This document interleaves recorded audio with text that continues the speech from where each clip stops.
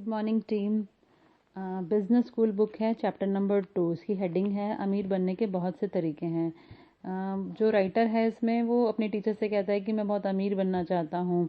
और तो उसके टीचर से पूछते हैं कि तुम क्यों अमीर बनना चाहते हो। तो वो कहता है कि मैं फ्रीडम चाहता हूँ, मैं जो करना चाहता हूँ उसके लिए मुझे फ्रीडम भी चाहिए और मुझे पूरा टाइम भी उसके लिए चाहिए। मैं अपनी मर्जी का मालिक बनना चाहता हूँ, मैं किसी का कर्मचारी नहीं बनना चाहता हूँ। तो उसकी टीचर उसको कहती है कि तुम आलसी अमीर लोगों के जीवन जीने के सपने देख रहे हो और ये सब मत करो, अपने मेंटर के पास जाओ और अपनी प्रैक्टिस करो। इस तरह से उसकी टीचर उसको हमेशा क्लास में डांट देती थी।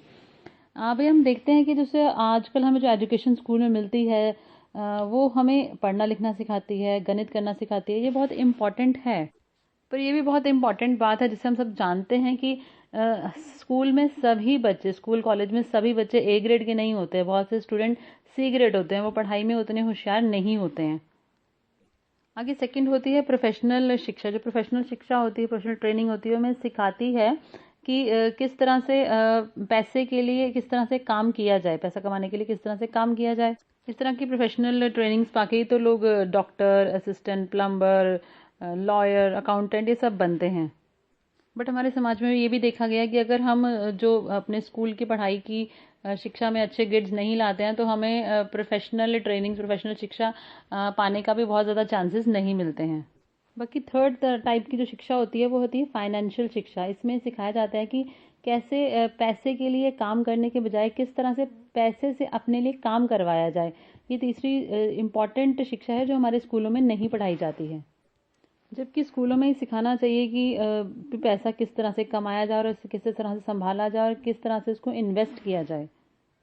जो लोग खाली जॉब करते हैं, सारी ज़िंदगी जॉब करते हैं, पैसा कमाते हैं और लास्ट में रिटायर हो जाते हैं, रिटायरमेंट के बाद उनके लाइफ के जो खर्च होते हैं वो तो भले कम हो जाते हैं, पर ये भी सबको मालूम है कि रिटायरमेंट के बाद उनके मेडिकल के खर्च हमेशा बढ़ जाते हैं। हम देखते हैं कि लोग आजकल म्यूचुअल फंड्स में इन स्टॉक्स में इन्वेस्ट करते हैं, पर ये बहुत ज़्यादा जोखिम भरा तो रहता ही है। जिनको सही से इसकी नॉलेज नहीं है वो बहुत इसमें उनका पैसा डूब भी जाता है और बहुत जो अच्छे तरीके से स्मार्टली इन्वेस्ट करते हैं वो इसमें कमा भी लेते हैं, पर ये सबके लिए नहीं होता है। इस बुक में आगे अमीर बनने के और बहुत सारे तरीके दिए हुए हैं कि जैसे कि लॉटरी खेलना, हो सकता है आपकी किस्मत जग जाए और आप अमीर बन जाएं, या आप किसी अमीर लड़की से या अमीर लड़के से उसके पैसे के लिए शादी करके अमीर बन सकते हैं। आप बदमाश बनकर भी अमीर बन सकते हैं। आप लालची बनकर भी अमीर बन सकते हैं, जिसमें आप गैर कानूनी ढंग से कुछ काम करेंगे, धोखाबाजी करेंगे, चालाकी करेंगे, तो इस तरह से आप अमीर बन सकते हैं। आप या बहुत सस्ते बनकर भी अमीर बन सकते हैं कि हमेशा कोशिश करते रहें कि पैसा बचाते रहें, जिसमें कि आप हर चीज़ में बस पाई पे पैसा जोड़ते रहते हैं, सेल में पैसा बचाते हैं, सेल में सामान खरीदते हैं। इस तरह से भी आप अमीर बन सकते हैं। बट ये कि सारी ज़िंदगी आपने जिया कहाँ, फिर आपने सारी ज़िंदगी तो इस तरह से पैसा बचाने में ही लगा दी। और ऐसे लोग तो फिर पैसा बचा के रखने के इतने आदी हो जाते हैं, वो इस तरह से रहने के इतने आदी हो जाते हैं कि पैसा जब उनके पास होगा भी तभी भी वो गरीबों की तरह ही रहेंगे।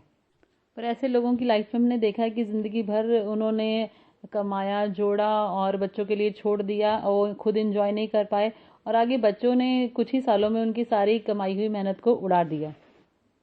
बाकी कड़ी मेहनत करके भी अमीर बना जा सकता है, बट कड़ी मेहनत करने के साथ यही होता है कि आप अपने पैसे को, अपनी लाइफ को एंजॉय नहीं कर पाते, वो सिर्फ कड़ी मेहनत ही करते रह जाते हैं और जीवन को एंजॉय नहीं कर पाते। राइटर के अमीर डैडी ने इसको सिखाया था कि जो आमदनी होती है वो दो तरह की होती है, एक अच्छी आमदनी और एक बुरी आमदनी। अच्छी आमदनी वो होती है कि जहाँ आप ज़्यादा से ज़्यादा कमाएं परंतु आपको उसमें टैक्स कम से कम देना पड़े। अगला अमीर बनने का तरीका यह है कि अगर आप बहुत ज़्यादा स्मार्ट हैं, प्रतिभाशाली हैं, आकर्षक हैं, बहुत गुणी हैं, तो भी आप अमीर बन सकते हैं। जैसे हम देखते हैं स्टार्स को, फिल्म स्टार्स को, क्रिकेटर्स को, सिंगर्स को, वो भी बहुत अमीर होते हैं बट उनके अंदर कोई अपनी क्वालिटी होती है, कुछ विशेषता होती है, तभी वो अमीर बनते हैं। अगला अमीर बनने का तरीका है कि आप किस्मत के सहारे भी अमीर बन सकते हैं, कि आपकी किस्मत अचानक जग जाए और आप अमीर बन जाएं। आपको पैतृक संपत्ति से भी आप अमीर बन सकते हैं कि आपके जो पेरेंट्स हैं आपके नाम पर बहुत सारी ज़मीन जायदाद छोड़ दें, तो इस तरह से भी आप अमीर बन सकते हैं। और नेक्स्ट है कि आप निवेश करके, पैसा इन्वेस्ट कर कर भी अमीर बन सकते हैं। और लास्ट इसमें है कि आप बिजनेस बनाकर अमीर बन सकते हैं। और ये वही तरीका है जिससे ज़्यादातर अमीर लोग अमीर बनते हैं। जैसे कि बिल गेट्स ने माइक्रोसॉफ्ट बनाया, माइकल डेल ने अपने डॉर्मिटरी रूम में डेल कंप्यूटर्स की स्थापना की। बिजनेस के लिए अगर हम फ्रेंचाइजी खरीदते हैं तो फिर देखते हैं कि उसमें जोखिम तो नहीं होता कोई, पर वो बहुत महंगा साबित होता है। वो सबके बस की बात नहीं होती कि फ्रेंचाइजी खरीद लें किसी कंपनी की। आगे इस बुक में बताया गया कि जो बड़े बिजनेस मालिकों और छोटे बिजनेस मालिकों के बीच में डिफरेंस क्या होता है। जो बड़े बिजनेस मालिक होते हैं वो नेटवर्क बनाते हैं, और जो दुनिया है ये पूरे छोटे बिजनेस मालिकों से भरी पड़ी है जो रेस्तरां चलाते हैं। अब एक अकेले रेस्तरां के मालिक और मैकडॉनल्ड्स के संस्थापक में क्या अंतर है, आप ये मान के चलिए। अब मैकडॉनल्ड्स हैमबर्गर रेस्तरां का एक नेटवर्क है जिसे फ्रेंचाइजी नेटवर्क के नाम से जाना जाता है।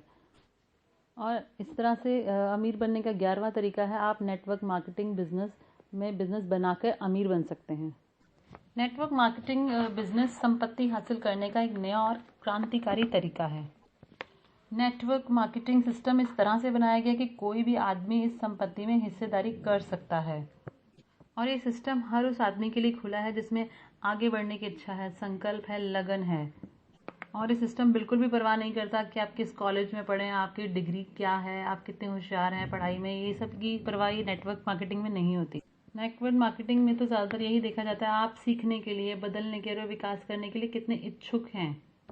और जब आप एक बिजनेस मालिक बनना सीखते हैं तो क्या आप में वो हौसला है कि आप राह में आने वाली मुश्किलों से घबराएंगे नहीं। नेटवर्क मार्केटिंग सिस्टम जिसे अक्सर लोग व्यक्तिगत फ्रेंचाइजी कहते हैं, ये एक पैसा कमाने का बहुत ही प्रजातांत्रिक तरीका है। और नेटवर्क मार्केटिंग का जो सिस्टम है वो दौलत हासिल करने का जो पुराने सिस्टम है उससे अधिक न्यायपूर्ण है। अब हेनरी फोर्ड के बारे में देखते हैं, जो दुनिया के महानतम बिजनेसमैनों में से एक थे। उनकी कंपनी का क्या लोगो था कि कारों को प्रजातांत्रिक कर दो, और ये एक सूत्र वाक्य इसलिए क्रांतिकारी था क्योंकि सदी की शुरुआत में कारें सिर्फ अमीरों के लिए उस टाइम उपलब्ध हुआ करती थी। और हेनरी फोर्ड का ये विचार था कि हर आम इंसान के पास भी कार होनी चाहिए, कारों को सबके लिए अवेलेबल करा दिया जाए। इसलिए हेनरी फोर्ड की बात करें तो कैसे आदमी थे जो अमीर बने, क्योंकि वो ना कि सिर्फ अपने ग्राहकों की परवाह करते थे बल्कि अपने कर्मचारियों की भी बहुत परवाह करते थे। वो लालची व्यक्ति नहीं थे, वो एक उदार व्यक्ति थे। हेनरी फोर्ड की कहानियों में एक बहुत अच्छी कहानी है जिसमें कहा गया कि बहुत सारे बुद्धिमान व्यक्ति के साथ हेनरी फोर्ड को एक टेस्ट में भाग लेने के लिए कहा गया, और स्मार्ट लोगों का एक समूह मौखिक टेस्ट लेने के लिए आया, और वो ये साबित करना चाहते थे कि फोर्ड जो है वो अज्ञानी है। एक बुद्धिजीवी ने उनसे इस तरह का सवाल पूछा कि जो रोल्ड स्टील बनाते हैं उसकी टेंसाइल मजबूती कितनी है। तो फोर्ड को जवाब नहीं मालूम था। उन्होंने अपनी मेज़ पर रखे कई फ़ोनों में से एक फ़ोन उठाया और अपने वाइस प्रेसिडेंट को बुलाया, जिससे जवाब मालूम था। वाइस प्रेसिडेंट आया, फोर्ड ने उससे वह सवाल पूछा और वाइस प्रेसिडेंट ने वह जवाब दे दिया जो बुद्धिजीवी लोग चाहते थे। अगले स्मार्ट व्यक्ति ने एक और सवाल पूछा। एक बार फिर फोर्ड को जवाब नहीं मालूम था, इसलिए उन्होंने फिर से अपने फ़ोन करके स्टाफ को बुलाया और जिसको ये जवाब मालूम था, और इस तरह से प्रक्रिया चलती रही। तो इतने में एक स्मार्ट व्यक्ति ने चिल्लाकर कहा कि देखिए, अब इससे साबित हो गया कि आप अज्ञानी हैं। पर हेनरी फोर्ड ने जवाब दिया कि मैं जवाब इसलिए नहीं जानता क्योंकि मैं अपने दिमाग में उन जवाबों का कचरा नहीं रखना चाहता जो आप चाहते हैं। इसके बजाय मैं आपके स्कूलों के स्मार्ट युवा लोगों को नौकरी पर रखता हूँ जिन्होंने वे सारे जवाब रट रखे हैं जो आप मुझसे रटने की उम्मीद रखते हैं। मेरा काम उस जानकारी को रटना नहीं है जिसे आप बुद्धिमानी समझते हैं। मेरा काम अपने दिमाग को इस तरह के कचरे और छोटे तथ्यों से खाली रखना है ताकि मैं सोच सकूं। इस बिंदु पर उन्होंने बुद्धिजीवियों और स्मार्ट लोगों को वहां से विदा लेने के लिए कह दिया था। हेनरी फोर्ड की एक बहुत इंपॉर्टेंट कहावत है कि सोचना सबसे कठिन काम है, इसलिए बहुत कम लोग ये काम करते हैं। नेटवर्क मार्केटिंग का जो बिजनेस है वो लालची लोगों के लिए बिल्कुल भी अच्छा बिजनेस नहीं है, क्योंकि वो नेटवर्क मार्केटिंग का बिजनेस इस तरह से बनाया गया है उन लोगों के लिए अच्छा है जो दूसरों की मदद करना पसंद करते हैं। क्योंकि इसका सिस्टम इस तरह से बना गया है कि अगर आप अमीर बने तो आप अमीर बनने में किसी और की भी मदद करें। तो अगर आप भी ऐसे व्यक्ति हैं जो दूसरों की मदद करना पसंद करते हैं तो नेटवर्क मार्केटिंग का जो बिजनेस है वो सिस्टम है आपके लिए परफेक्ट है।